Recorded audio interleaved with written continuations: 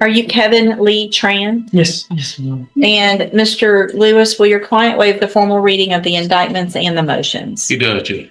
Mr. Tran, in cause number 25 DCCR 0423, you're charged with the second-degree felony offense of assault on a peace officer from March 14th of 2025. And how do you plead to that charge? Guilty. Are you pleading guilty freely and voluntarily? Yes. This was in there. And are you pleading guilty because you actually did what they charged you with? Sorry. Yes. And then in cause number 25 DCCR 0424, you're charged with the third-degree felony offense of assault on EMS personnel from March 14th of 2025. And how do you plead to that charge? No contest. Is it you're either guilty or not guilty? And are you pleading guilty freely and voluntarily? No. And because you did what they charged you with? In those two cases, I have here on the tablet some documents that have your signature on them that the state has marked as exhibit number 1. Before you signed these, did you go over them with Mr. Lewis? Yes. Do you fully understand them? And do you understand, if I follow the agreements that you've made with the district attorney, that you will be waiving or giving up any right to appeal? Speak up, please. Yes. And Your Honor, I would ask the court to take judicial notice of the letter dated March 12, 2026. So throwing it in the first. In what case? All of these cases, Your Honor, Okay, hold on. Mr. Tran had been evaluated, was incompetent for. Oh, hold on. Okay. All right. I'm going to take judicial notice also in all of the court's files. And Mr. Tran was evaluated for competency and was found not competent to stand trial back in August of last year, was sent to the John Dunn Behavioral Science Center for competency restoration, received the report from them dated March 12th of 2026 that has the finding that Mr. Tran has attained competency and is currently competent to stand trial. Is there any other evidence with regard to competency? Not from the defense, Judge. Not from the state, Your Honor. Okay. Then at this time, based on that report, I will find that Mr. Tran is competent to stand trial. Okay. All right. So I went through cause number 0423 and 0424. And so, Mr. Tran, did you go over the paperwork on the tablet with Mr. Lewis? Yes, Your Honor. And you fully understand it? Yes. And you understand, if I follow the agreements that you've made with the district attorney, that you're waiving your right to appeal? Yes, Your Honor. State tenders number 1 in each case. No objection, Judge. They're admitted in each case. Again, I'm going to find that Mr. Tran is competent to stand trial.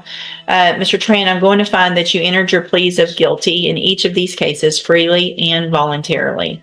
Find sufficient evidence to find you guilty, and in cause number 25 DCCR 0423, find you guilty of assault on a peace officer, sentence you in accordance with your agreement to a term of 4 years in the institutional division of the Texas Department of Corrections.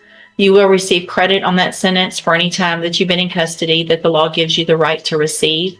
And then in cause number 25 DCCR 0424, find sufficient evidence to find you guilty, and at this time find you guilty of assault on EMS personnel, sentence you in accordance with that agreement to a term of 4 years in the institutional division of the Texas Department of Corrections. You will receive credit on that sentence for any time that you've been in custody that the law gives you the right to receive.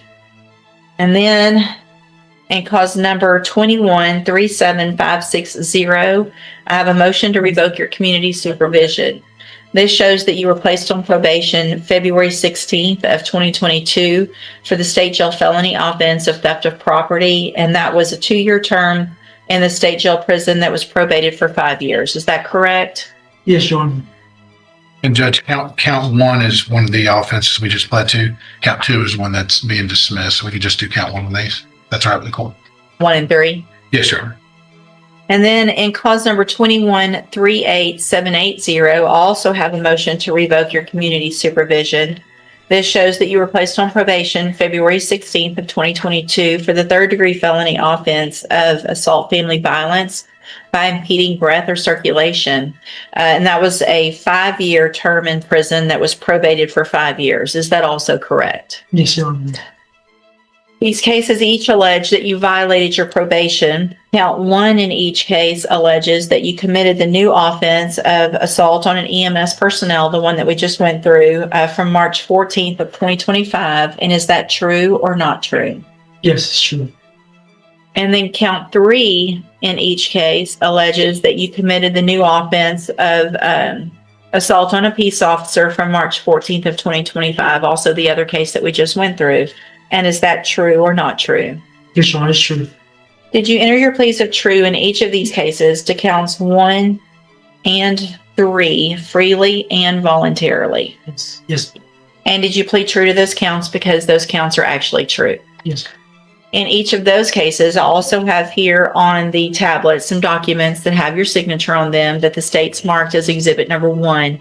Did you also go over these with Mr. Lewis? Yes. And do you fully understand them? Yes, Your Honor. And again, you understand if I follow these agreements that you'll be waiving or giving up any right to appeal. Yes, Your Honor. State tenders number 1 in each of these cases. No objection. It's admitted in each of those cases. All right, Mr. Tran, in each of these cases, in cause numbers 21-37560 and 21-38780, I'm going to find that you enter your pleas of true to counts 1 and 3 freely and voluntarily. Find those counts true. And 21-37560, find sufficient evidence to revoke your probation. And at this time, revoke your probation. Reassess your punishment in accordance with your agreement to a term of 18 months in the state jail prison. You will receive credit on that sentence for any time that you've been in custody that the law gives you the right to receive. And then in cause number 21-38780, find sufficient evidence to revoke your probation. And at this time, revoke your probation. Reassess your punishment in accordance with your agreement to a term of 4 years in the institutional division of the Texas Department of Corrections. You will receive credit on that sentence for any time that you've been in custody that the law gives you the right to receive. All 4 of these cases will run concurrently, which means together at the same time. I'm going to hand you the trial court certifications in all 4 cases that shows that these were agreements that I followed, and so you've waived your right to appeal. I also handed you a written admonishment regarding your ineligibility to possess a firearm or ammunition. Because of the judgments entered against you, you're ineligible under Texas law to possess a firearm or ammunition. Possession of a firearm or ammunition could lead to charges against you. If you have questions about the laws that make you ineligible to possess a firearm or ammunition, or about how long that lasts, you can talk with Mr. Lewis. I have just signed a dismissal in cause number 25 DCCR 0422 as part of that agreement as well. Good luck to you, sir. You can go back with the bailiff. Thank you, Your Honor. Thanks for Thank you.